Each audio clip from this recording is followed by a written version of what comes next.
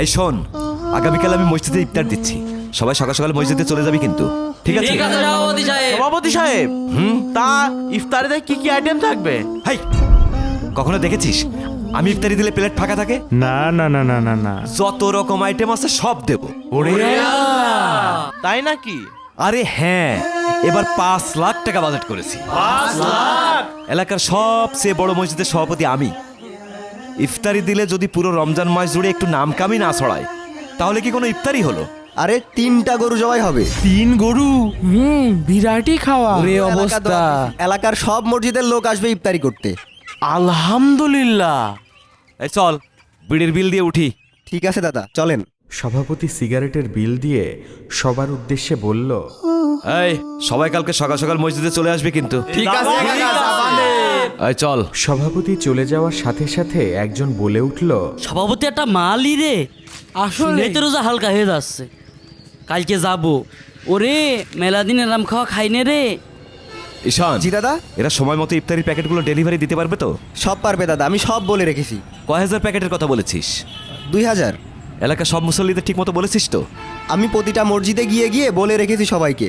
এমনভাবে ইফতারি খাওয়াবো সবাই ইফতারি খেয়ে যেন বলে যে এমন ইফতারি বাপের জন্মে কোনোদিন খায়নি, বুঝলি? ঠিক আছে দাদা, আপনি কোনো চিন্তাই করবেন না, আমি আসি তো আপনার জন্য। আচ্ছা ঠিক আছে, তাহলে তুই ওগুলো নিয়ে আয়, আমি গেলাম। আচ্ছা, সাবধানে যান আপনি। সাথে সাথে সভাপতি মসজিদে এসে একজনকে ডাক দিয়ে বলে, এই ইমাম সাহেব কোথায় রে? ইমাম সাহেব তো উজু করছে। ইমাম সাহেবের এত দেরি হচ্ছে কেন? মসজিদের মাইকে একটু গান গজল বাজাবে, লোকজন ডাকবে ইফতারির জন্য। উফ, তা তো কিছুই করছে না। সভাপতি সাহেব, ইমাম সাহেব বলেছে মসজিদের মাইকে নাকি গান বাজনা বাজানো হারাম। আরে কোথা থেকে পাই ইমামের সব কথা? ছেলেবেলায় দেখেছি মসজিদের মাইকে গজল গেয়ে এসব দিনে একেবারে ফাটিয়ে ফেলেছে মাইক টাইক। এখনকার ইমাম সাহেবরা যে নতুন নতুন মাসালা সব কোথা থেকে পায়, ঠিক মতো তা মাথায় ঢোকে না আমার। এ ডাক দে, ইমামকে ডাক দে। এই তো ইমাম সাহেব চলে এসেছে। কি ব্যাপার ইমাম সাহেব, আপনার তো দেরি হচ্ছে কেন? কোথায় দেরি করলাম? ইফতারের তো এখনো 30 মিনিট বাকি আছে। আহা, আমি আজকে বিশাল ইফতারের আয়োজন করেছি, আপনি একটু মসজিদের মাইকে গজল টজল বাজান, লোকজন ডাকেন, মুসল্লিদের ডাকেন। মসজিদের মাইকে আজান ছাড়া অন্য কোনো কাজে ব্যবহার করা ঠিক না। ইমামের কথা শুনে সভাপতি রাগে মসজিদের ভেতরে চলে যায়। সম্মানিত হাজিরিন, ইফতারের পূর্বে দোয়ার সময়টা অত্যন্ত গুরুত্বপূর্ণ। এ সময় দোয়া কবুল হয়, তাই আমরা বেশি বেশি দোয়া করব। এখন মুনাজাত হবে, সবাই বেশি বেশি দরুদ শরীফ পাঠ করি। আল্লাহুম্মা আমিন। আল্লাহ, আমরা এই সারাদিন রোজা থেকে সন্ধ্যায় ইফতারের পূর্ব মুহূর্তে আপনার কাছে হাত পেতেছি। আল্লাহ, আপনি আমাদের কবুল করে নিন। আল্লাহ, আল্লাহ আমাদের সমস্ত গুনাহ মাফ করে দিন।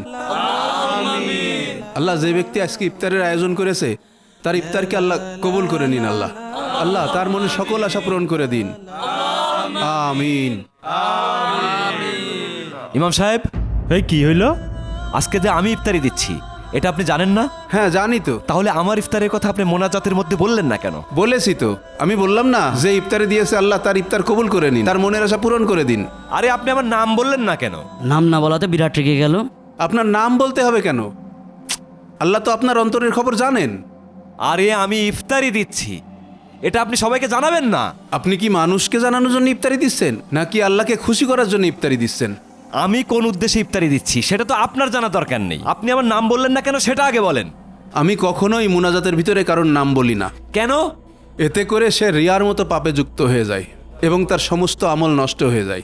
দৌড় মিয়া,